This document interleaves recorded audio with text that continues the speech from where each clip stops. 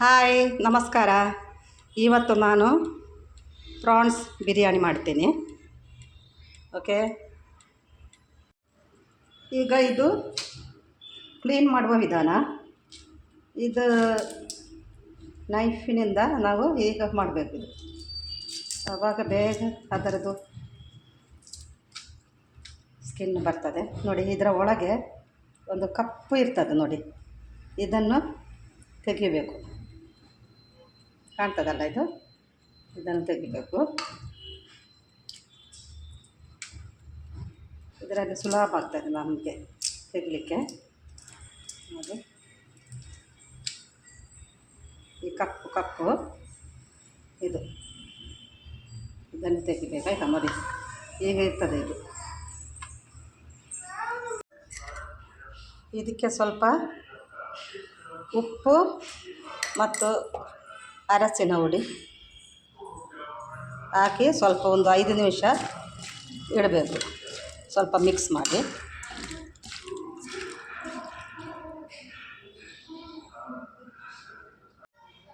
ಪ್ರಾನ್ಸಿಗೆ ಬೇಕಾದ ಸಾಮಗ್ರಿಗಳು: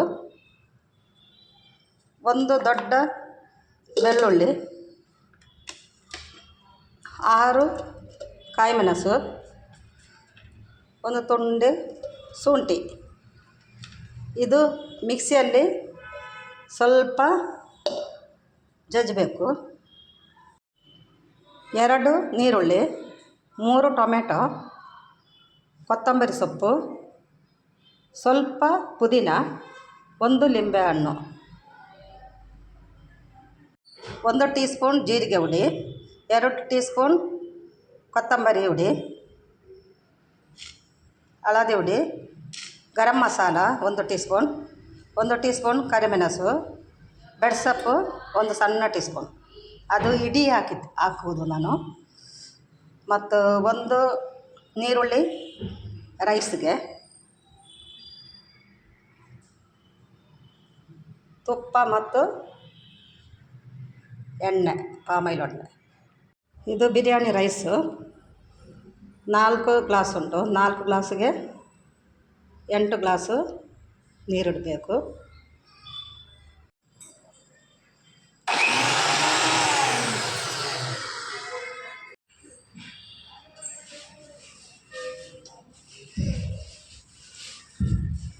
ಸ್ವಲ್ಪ ಪಾಮಾಯಿಲ್ ಮತ್ತು ತುಪ್ಪ ಸ್ವಲ್ಪ ಇದು ರೈಸ್ಗೆ.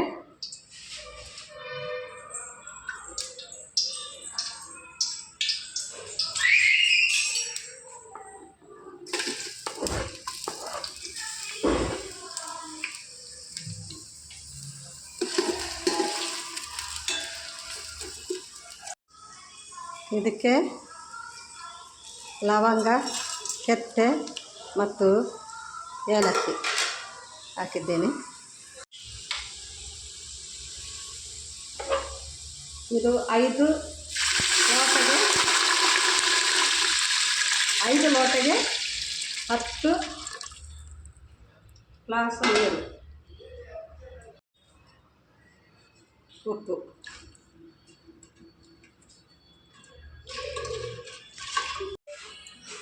ಈಗ ನೀರು ಕುದೀತಾ ಉಂಟು. ಇದಕ್ಕೆ ತೊಳೆದಿಟ್ಟ ರೈಸನ್ನು ಹಾಕುವ. ನೀರುಳ್ಳಿ ಕಾಯಿಸಲಿಕ್ಕೆ ಸ್ವಲ್ಪ ಪಾಮಾಯಿಲ್ ಮತ್ತು ತುಪ್ಪ ಹಾಕಿದ್ದೀನಿ. ಇದು ಜಾಸ್ತಿ ಫ್ರೈ ಮಾಡಲಿಕ್ಕೆ ಇಲ್ಲ, ಸ್ವಲ್ಪ. ಅದರ ನಂತರ ಫ್ರಿಜ್ಜಿಗೆ ಹಾಕಿದ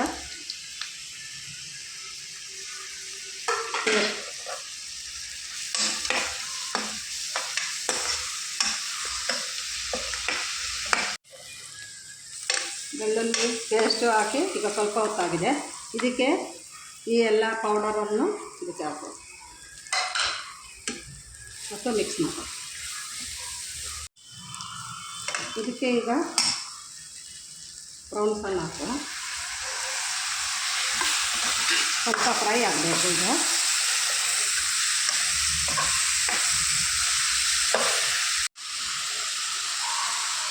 ಇದಕ್ಕೆ ಸ್ವಲ್ಪ ರುಚಿಗೆ ತಕ್ಕ ಉಪ್ಪನ್ನು ಹಾಕಿ ಸ್ವಲ್ಪ ಮಿಕ್ಸ್ ಮಾಡಿ ಇದನ್ನು ಕ್ಲೋಸ್ ಮಾಡಿ ಸಣ್ಣ ಮಾಡುವ ಗ್ಯಾಸನ್ನು. ಈಗ ಪ್ರಾನ್ಸ್ ಬೇಯ್ತಾ ಬಂದಿದೆ. ಇದಕ್ಕೆ ಟೊಮೆಟೊನ ಹಾಕೋಣ.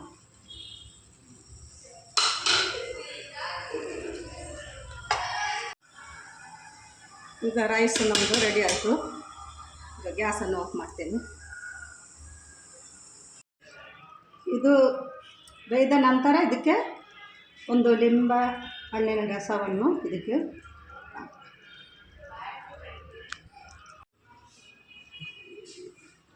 ಲಾಸ್ಟಿಗೆ ಇದಕ್ಕೆ ಕೊತ್ತಂಬರಿ ಸೊಪ್ಪನ್ನು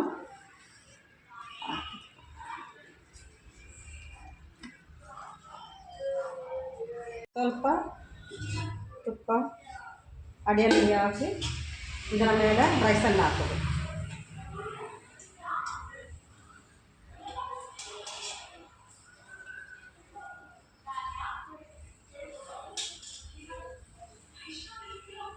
ಇದರ ಮೇಲೆ ಸ್ವಲ್ಪ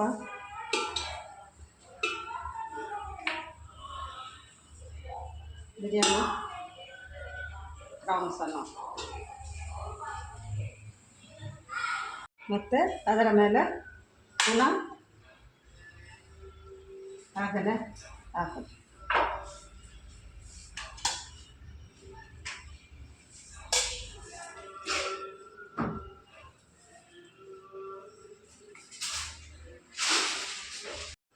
ಈಗ ಗ್ಯಾಸನ್ನು ಸಣ್ಣದು ಮಾಡಿ ಒಂದು 5 ನಿಮಿಷ ಇಡಬೇಕು.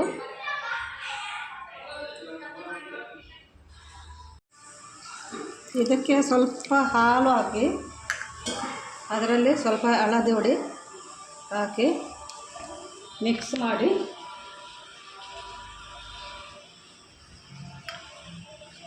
ಇದಕ್ಕೆ ಮೇಲೆ ಹಾಕುವ. ಈಗ ಕಲರ್ ಹಾಕೋದಿಲ್ಲಲ್ಲ, ಅದಕ್ಕೆ ನಾನು ಇದು ಮೇಲೆ ಮಾತ್ರ ಸ್ವಲ್ಪ ಹಾಕೋದು.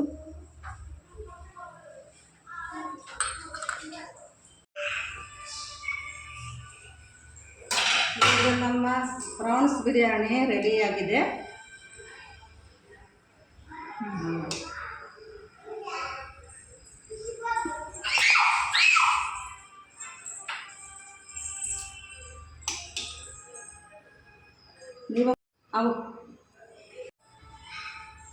ನೀವು ಕೂಡ ಈ ಪ್ರಾನ್ಸ್ ಬಿರಿಯಾನಿಯನ್ನು ಮಾಡಿ ಮತ್ತು ಇದರ ಅಭಿಪ್ರಾಯ ತಿಳಿಸಿ, ಕಮೆಂಟ್ ಮಾಡಿ,